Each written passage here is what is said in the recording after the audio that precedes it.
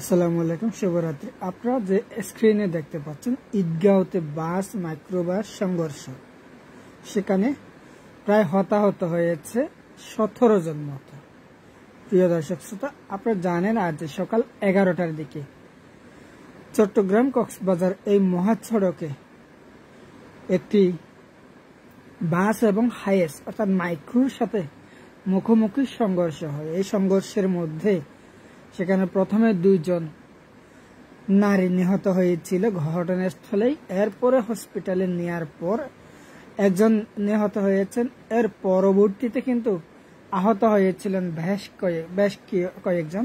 তার মধ্যে আমরা সর্বশেষ যে খবরটি পেয়েছি সেটি হচ্ছে যে কি এই ঘটনাকে কেন্দ্র করে 6 জন মতো নিহত হওয়ার খবর কিন্তু আমরা এই পর্যন্ত পেয়েছি। প্রিয় দর্শক শ্রোতা, আসলে এই সড়ক পথে যে দুর্ঘটনাগুলো ঘটছে, এই ঘটনাগুলো কেন ঘটছে আসলে এখনো পর্যন্ত কেউ জানে না।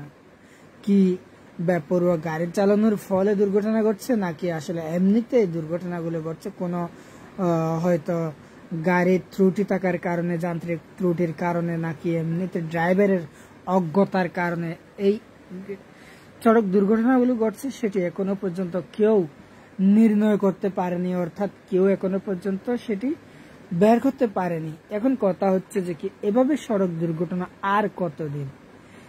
একজন মানুষ, একটি প্রাণ এভাবে হারিয়ে যাবে, একটি প্রাণ নিঃস্ব হয়ে যাবে, এটি কোনো পরিবার চায় না।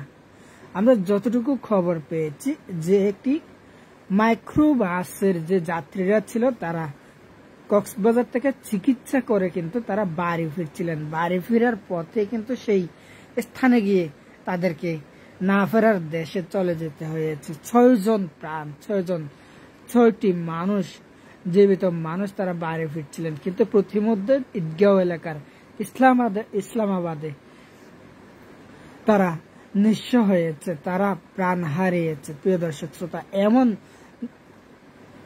জঘন্য ঘটনা যে ড্রাইভাররা করেছে এই ঘটনা, এই ন্যাক্কারজনক ঘটনা কিন্তু আমরা প্রতিনিয়ত দেখতে পাচ্ছি, কিন্তু এর থেকে উত্তরণ আমরা কোনোভাবেই পাচ্ছি না। এর থেকে উত্তরণ পেতে হলে আমাদের যা করণীয়, আমাদের সচেতন হতে হবে, আমাদের সজাগ থাকতে হবে, আমাদের মাতাল অবস্থায় গাড়ি চালানো যাবে না। আমরা কোনোভাবে আসলে অসাবধানতা বশত গাড়ি চালাতে পারবো না। আমরা সেদিক থেকে অবশ্যই খেয়াল রাখতে হবে এবং আইন শৃঙ্খলা রক্ষাকারী বাহিনী বা যারা ড্রাইভিং লাইসেন্স দিচ্ছেন এবং প্রশিক্ষণ ড্রাইভারদের যারা লাইসেন্স দিচ্ছেন তাদেরকে অবশ্যই তাদের এই বিষয়গুলো সজাগ রাখা উচিত। এগুলো আসলেই খুব ভালোভাবে যাচাই বাছাই করে ড্রাইভিং লাইসেন্স দেওয়া দরকার এবং গাড়ির লাইসেন্সগুলো দেওয়াও উচিত।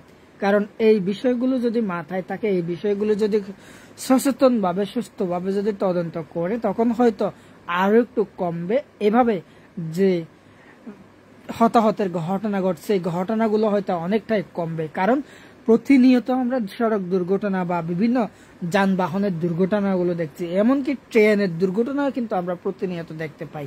অসংখ্য মানুষ, আমাদের তাজা প্রাণগুলো হারিয়ে যাচ্ছে প্রতিনিয়ত। কেন হারিয়ে যাচ্ছে? একজন মানুষ নিঃস্ব হবে, একজন মানুষ দুনিয়া থেকে বিদায় নেবে, এটা কেউ প্রত্যাশা করে না। একটি পরিবারে কোনোদিন এভাবে একজন মানুষ মারা যাবে সেই প্রত্যাশা কেউ করে না। আমি, আপনি, আপনার কোনো পরিবারের সদস্য এভাবে কেউ কামনা করে না, এভাবে কেউ আসলে দেখতে চায় না যে একটি পরিবারের কোনো সদস্য কোনোভাবে হারিয়ে যাক, কোনোভাবে বিদায় নিয়ে দুনিয়া থেকে পরপারে চলে যাক। আল্লাহ নিয়ে গেলে সেটি পরের কথা, সেটি হচ্ছে ভিন্ন বিষয়। কিন্তু সড়ক দুর্ঘটনায় কোনো না কোনো দুর্ঘটনা, কোনো না কোনো বিচ্ছিন্ন ঘটনা, এই ঘটনাগুলো থেকে আসলে মানুষ যখন দুনিয়া থেকে প্রাণ চলে যাওয়ার মতো ঘটনা ঘটে, একজন মানুষ মারা যাওয়ার মতো ঘটনাগুলো, তখন সেই ঘটনাগুলো আসলে খুবই দুঃখজনক লাগে। কিন্তু দুঃখজনক লাগলেও আমাদের এখন সর্বশেষ আমাদের মেনে নিতে হয়। কিন্তু সে তো মারা গেছে, তাকে জীবিত করার মতো কোনো ওয়ে নাই, আমাদের পথ নেই। যে আমাদের পথ খোলা যদি থাকতো, একজন মানুষ মারা গেলে তখন তাকে জীবিত করার সুযোগ থাকতো, তখন হয়তো আমরা তাকে আবার জীবিত করার সুযোগ পেতাম। কিন্তু এখন আমাদের সেই সুযোগগুলো নেই, যেহেতু আমরা তাই আমাদেরকে সাবধানতা, নিজেকে সচেতন হতে হবে, আমাদের ড্রাইভারগুলোদের অবশ্যই সচেতন হতে হবে।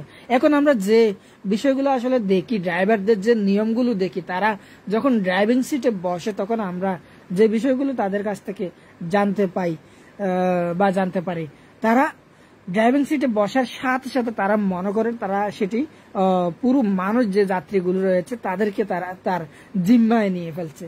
এখন জিম্মায় নিলে সে তো ঠিকভাবে জিম্মায় নিয়ে তার গন্তব্যে পৌঁছাতে পারে না, অর্ধেক রাস্তায় গিয়ে কিন্তু এভাবে সড়ক দুর্ঘটনায় বিভিন্ন মানুষ মারা যাচ্ছে। আজ 6 জন মারা গেছে বা 5 জন মারা গেছে, কাল আরো 10 জন মারা যাবে, আরো 5 জন মারা যাবে, পরশুদিন আরেকজন মারা যাবে। কিন্তু এই মারা যাওয়ার পেছনে আমাদের কোনো না কোনো ক্ষতি তো হচ্ছে, আমাদের এই দুর্ঘটনার পেছনে কিন্তু আমাদের কোনো না কোনো ক্ষতি হচ্ছে। একটি পরিবারের একজন মানুষ মারা গেলে তখনই বুঝে, ওই পরিবারটি জানে, ওই পরিবারটি বুঝে তাদের কি হয়েছে, কি হারিয়েছে, কিরকম কি ধনটি হারিয়েছে, কি মানুষটি হারিয়েছে, কেমন মানুষ ছিল তিনি, তার উপর কতটুকু একটি পরিবারের প্রতি তার কত দায়িত্ব ছিল। যদি এমনও হতে পারে একজন পরিবার, একটি পরিবারের একজন সদস্য মারা গেছে, সে রোড অ্যাক্সিডেন্ট হোক, অন্য অ্যাক্সিডেন্ট হোক, কিন্তু তার পরিবারের সদস্য যেই মারা গেছে তার দায়িত্ব হচ্ছে পুরো তার পরিবারের আরো 7 জন বা 5 জন বা 3 জন সদস্যের দায়িত্ব নিয়ে তিনি ভরণ পোষণ দিয়ে থাকেন। এখন সে মানুষটি যদি দুনিয়া থেকে বিদায় নিতে হয় তাহলে তার পরিবারের অবস্থা কি হয় সেটি ড্রাইভাররা কোনোদিন চিন্তা করে না। তারা মনে করে ড্রাইভিং সিটে বসে যখন গাড়ি চালাতে চায় বা গাড়ি চালাতে যায় তখন তারা, আমি এমন কথাও শুনেছি, তারা যখন বলে আমাদের উপর আস্থা রাখতে হবে, আমরা ঠিক জায়গায় পৌঁছে যাব, আপনাদের কোনো চিন্তা করতে হবে না বা তোমাদের কোনো চিন্তা করতে হবে না, আমাদের উপর ভরসা রাখুন। এখন কিন্তু আমরা তাদের উপর ভরসা রেখেই কিন্তু এই দুর্ঘটনাগুলো ঘটছে, এই সড়ক দুর্ঘটনাগুলো ঘটছে।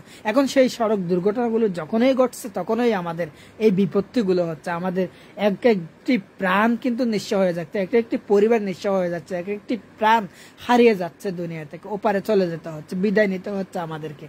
এই সড়ক দুর্ঘটনাগুলো যতদিন থাকবে আমাদের এভাবেই একটি পরিবার নিঃস্ব হতে সময় লাগে না।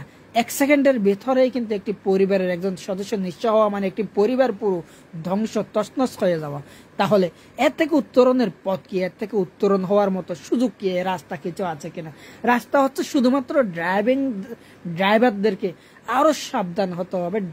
যারা ড্রাইভিং সিটে বসছেন, যারা ড্রাইভার হিসেবে যারা দায়িত্ব নিচ্ছেন তাদেরকে অবশ্যই যে সুশিক্ষায় প্রশিক্ষণ দিতে হবে, তাদেরকে খুব ভালোভাবে প্রশিক্ষণ দিতে হবে, প্রশিক্ষিত হয়েই ড্রাইভিং সিটে বসা উচিত। এবং যে গাড়িগুলো চলছে সেই গাড়িগুলো আসলে রাস্তায় চলাচলের উপযুক্ত কিনা, তাদের এই গাড়ির ড্রাইভারগুলোদের আসলে কতটুকু উপযুক্ত বা গাড়িগুলো কতটুকু রাস্তায় চলাচলের জন্য উপযুক্ত সেদিকে খেয়াল অনেক বেশি রাখা দরকার। নয়তো আমাদেরকে এভাবেই কিন্তু প্রতিনিয়ত হারিয়ে যেতে হবে। এক একটি পরিবারের এক একজন সদস্যকে এভাবেই কিন্তু হারিয়ে যেতে হবে। তাহলে আমাদের লাভটা কি হচ্ছে? আমাদের এক এক ঘরের এক এক পরিবার বা একটি পরিবারের আমরা 7 জন 10 জন বা একটি পরিবারের পুরুষ সদস্যই মারা গেছে, সেই ঘটনা কিন্তু নজির রয়েছে। তারপরে কিন্তু এই ড্রাইভাররা শিক্ষা হচ্ছে না, ড্রাইভারদের কিন্তু কোনোভাবে তারা বুঝে আসছে না, তারা বুঝতে পারছে না যে তারা আসলে একটি পরিবারের কি ক্ষতি করছে, একটি পরিবারের কেমন ক্ষতি হচ্ছে। 10 জন সদস্য রয়েছে একটি পরিবারে, সেই 10 জন সদস্যকেই একটি গাড়ি মাত্র চাপা দিয়ে তারা দুনিয়া থেকে বিদায় নিয়ে নিচ্ছে। কিন্তু এখন কথা হচ্ছে, এভাবে যদি আমাদের প্রতিনিয়ত এই দুর্ঘটনাগুলো ঘটে, আমাদের সাথে এই দুর্ঘটনাগুলো হয়, তখন আমাদের একটাই পথ বেছে নেওয়া, ড্রাইভারদেরকে বয়কট করা। রাস্তায় চলাচল করছে যারা প্রশিক্ষিত ড্রাইভার ছাড়া বাকি ড্রাইভারগুলো বয়কট করা। এখন বয়কট করার সুযোগ কোথায়? বয়কট কিভাবে করব? কোন ড্রাইভার প্রশিক্ষিত সুশিক্ষিত তাকে আমরা কিভাবে চিনব? এই বিষয়গুলো আসলেই দিতে পারে শুধুমাত্র একমাত্র ব্যক্তি, তারা হচ্ছে যারা বিআরটিসি বা বিআরটিএ যারাই দায়িত্বে আছে, গাড়ির লাইসেন্স যারা দিচ্ছে, ড্রাইভারদের যে লাইসেন্স গুলো দিচ্ছে, তারাই একমাত্র এই পরিচিতিগুলো দিতে পারে। তারা যদি এভাবে পরিচিত, তারা আইডেন্টিটি যদি দায়িত্ব নিয়ে যদি দিতে পারে, তখন হয়তো আমাদের আরো দুর্ঘটনাগুলো অনেকটাই কমে যেতে পারে। তো আসলে ভিডিওগুলো অনেক লম্বা হয়ে যাচ্ছে, তাই আপনাদেরকে একটি কথাই বলতে পারি, আমরা ড্রাইভার গাড়িগুলো বয়কট করলে আমাদের রাস্তায় যে চলাচল করছে যেগুলো অনুপযুক্ত গাড়ি, যেগুলো আসলে উপযুক্ত নয় রাস্তায় চলাচলের জন্য, আর উপযুক্ত হলেও যে ড্রাইভারগুলো আসলে উপযুক্ত নয়, এদেরকে আমাদের বয়কট করতে হবে। এদের পেছনে আমাদেরকে আরো সময় ব্যয় করতে হবে বা মেধা খাটাতে হবে। তারা আসলে রাস্তায় যারা চলাচল করছে তাদের আসলে প্রশিক্ষণ আছে কিনা, প্রশিক্ষিত কিনা, এই বিষয়গুলো বিআরটিএ বা বিআরটিসির ভালোভাবে আরো দেখাশোনা করতে হবে। রাস্তায় ট্রাফিকরা রয়েছেন, ট্রাফিকদেরও এই বিষয়গুলো আসলে তারা টাকা না খেয়ে, তারা পথে ঘাটে গাড়ির ড্রাইভারদেরকে ধরে টাকা পয়সা না খেয়ে তারা এই ড্রাইভারদেরকে সুন্দরভাবে প্রশিক্ষণ দিয়ে, বা যারা পথে ঘাটে যারা গাড়িগুলো চালাচ্ছে তাদেরকে যেন সুন্দরভাবে তারা চলাচলের জন্য তারা দিক নির্দেশনাগুলো দেয়, তখন হয়তো আরো একটু সাবধান হতে পারে, আরো একটু সচেতন হতে পারে ড্রাইভাররা, তখন এই সড়ক দুর্ঘটনাগুলো আরো একটু কমবে।